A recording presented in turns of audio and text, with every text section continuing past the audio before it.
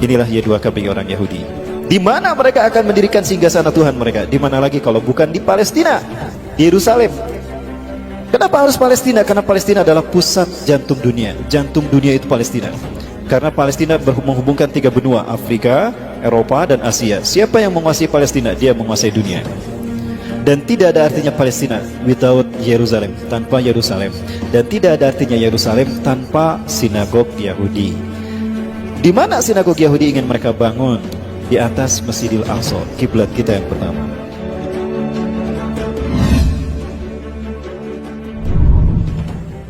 Mereka invisible hand, Zionis Yahudi. Mereka punya agenda besar. Nah, nggak boleh ada yang menghalangi agenda besar ini. Namun agenda besar ini sudah dibuka terang-terangan oleh Donald Trump. Inilah agenda besar. Inilah final dari Zionisme internasional. Berdirinya sinagog Yahudi di atas Masjidil Aqsa. Ya, kan itu puncak gerakan Zionis. Zionisme itu adalah kembalinya Zionis Yahudi ke Bukit Zion, kembalinya bangsa Yahudi ke Bukit Zion. Ya, kenapa harus ke Bukit Zion? Karena the God who's waited, Tuhan yang mereka tunggu-tunggu akan segera turun di Bukit Zion. Karena milenium ketiga ini harusnya singgasana Tuhan berdiri bagi mereka di tanah Syam, Palestina. Tapi sampai sekarang sudah 300 terowongan dibuat, gempa sudah diuji cobakan, kok nggak hancur-hancur tuh Masjidil Aqsa? Mereka tidak tahu kan Masjidil Aqsa ini dihalangi, dijaga oleh para malaikat. Nah, ini endingnya. Nah, agar dunia tidak konsen ke sana, bikin rame dengan urusan rumah tangga negara masing-masing. Ya, kasus pelecehan Al-Quran lah, penistaan Islam lah, penistaan ulama lah. Sekarang apa lagi? Pembunuhan para ulama. Ya. Saya ingin membahas apa yang dikemukakan oleh Donald Trump.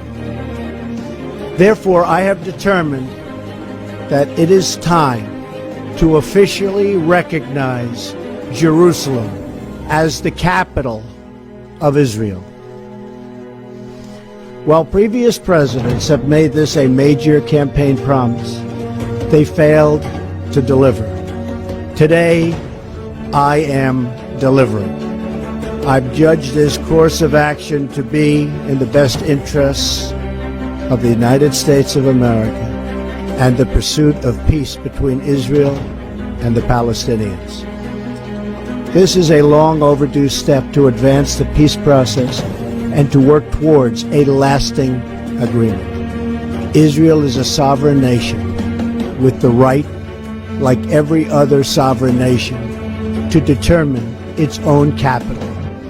Acknowledging this is a fact is a necessary condition for achieving peace. Inilah arti dari pernyataan Donald Trump. Hikmah yang bisa kita petik, makna yang dikandung dari tersirat pernyataan Donald Trump tadi. Today I recognize that the Jerusalem is the capital of Israel. Maksudnya memberikan izin kepada Benyamin Netanyahu untuk mewujudkan segera apa yang menjadi cita-citanya. Ya, ini cita-citanya Bapak Ibu. ברכה בבית, אבל יצא צריך מזה, זה ברכה בהצלחה. תקווה ולתושיע. באתי לבקש את זה בכל העניינים. גם הלאומי. בזמן שהתרמנו לאחרונה, נתפסו כמה עניינים. פתחו כמה. מה שלא לראות, וגם מה שעדיין משאיר ליבו. אז הייתה מה שהוא ממה ידיעתו. ועושים. הכנראה שהיא מספיק, כאילו שהיום כבר כמה שוד בגיל עדיין ליבו, אבל יש עוד כמה שעות, אבל יש להשתדל גם היום, ובשורות טובות. יש שמחה וטוב ליבו. Sudah banyak kemajuan yang kamu lakukan Benyamin Netanyahu, maka kami pilih lagi jadi Perdana Menteri Israel. Padahal dulu sudah menjadi PM Israel dua periode.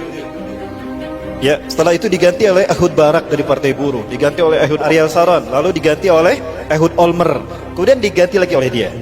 Di antara Perdana Menteri Israel yang progresnya bagus untuk mendirikan singgasana Yahudi, singgasana Tuhan ini Benyamin Netanyahu. Dia bertemu dengan pimpinan Rabi Yahudi Zionis Ashkenazim.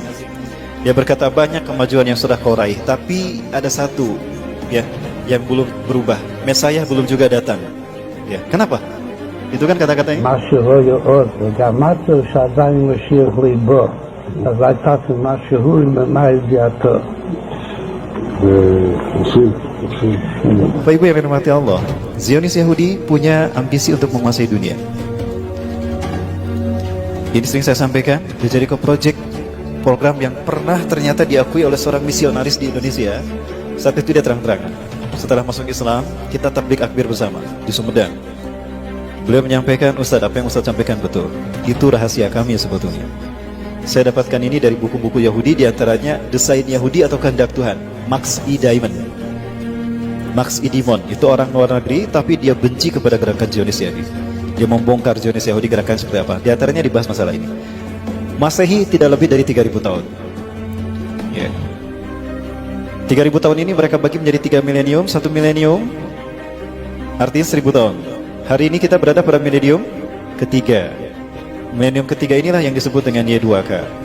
Y2K kadang orang mengenalnya sebagai era kebangkitan teknologi, globalisasi, dan informasi. Bukan, itu kamuflase. Y2K syarat berbuatan ideologis. Arti Y2K adalah Year of the Jesus Kingdom bagi orang Kristen. Bagi orang Kristen. Jadi 1.000 tahun terakhir sebelum hari kiamat adalah tahun bagi berdirinya kerajaan Yesus Kristus di muka bumi. Maka singgasana Yesus harus sudah ada sebelum 2000, tahun 2000 Masehi. Faktanya, Yahudi pun tidak bisa membuat ini. Ya, bagi orang Yahudi sama. Ya, dengan pemerintahan pusatnya, agenda-agenda negara di dunia harus sesuai dengan agenda Yahudi. Jika berseberangan, habislah nanti. Indonesia, shadow government-nya juga. Inilah Y2K bagi orang Yahudi.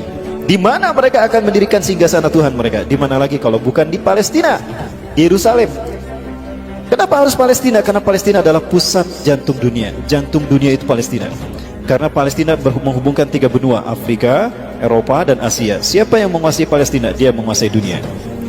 Dan tidak ada artinya Palestina without Yerusalem, tanpa Yerusalem. Dan tidak ada artinya Yerusalem tanpa sinagog Yahudi. Di mana sinagog Yahudi ingin mereka bangun? Di atas Masjidil Aqsa, kiblat kita yang pertama. Ingat Bapak sekalian, ini kiblat kita yang pertama. Rasulullah sebelum menghadap ke Mekah, ketika masih berada di Madinah, setelah Isra Mi'raj, Rasulullah SAW menghadap ke sini 16-17 bulan. Setelah turun surat Al-Baqarah 144 menghadap ke Masjidil Haram. Ya, masjid ini menjadi masjid pertama digunakan sholat asar menghadap ke Ka'bah. Tadinya kemana we para sahabat, kaum muslimin yang ada di Palestina sholatnya? Ayo nupa tongong-tongong, nupa harup-harup, ya. Ada. Karena kiblatnya, kita mau sholat di situ kemana aja nggak apa-apa. Tapi setelah turunnya surat Al-Baqarah 144 semuanya menghadap ke Ka'bah.